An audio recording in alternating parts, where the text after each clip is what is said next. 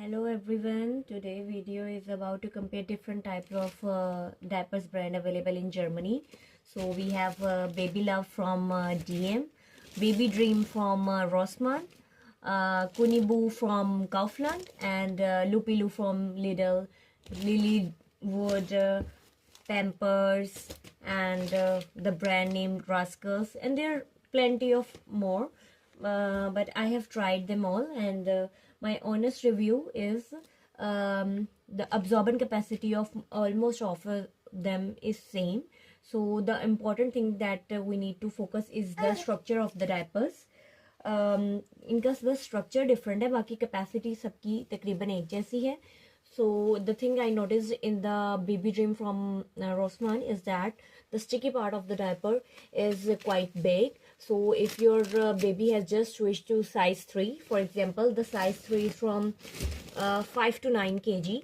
So if he or she has just switched to size 3 and is 5.7 or 8 kg, then I would recommend not to use the Baby Dream, since they have this very much bigger part.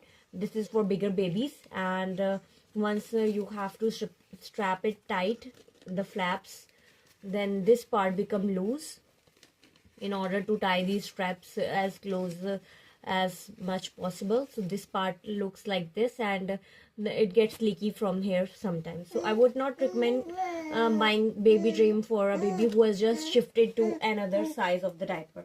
Okay, so for this thing I would recommend buying Baby Love. लेकिन again ये आपकी अपनी personal choice है, or if you want to try different type of sample, you can have like this pack from every supermarket. Like I have seen them from DM or in Kaufland too, that you can buy a pack of 2 diapers. So it would be good to give a try to different brands, and then select the one which suits your price range and also the structure suits you. Also, another thing that I would like to ask, that these are the Rascals, Lilydo, all of them were sent to me as a gift.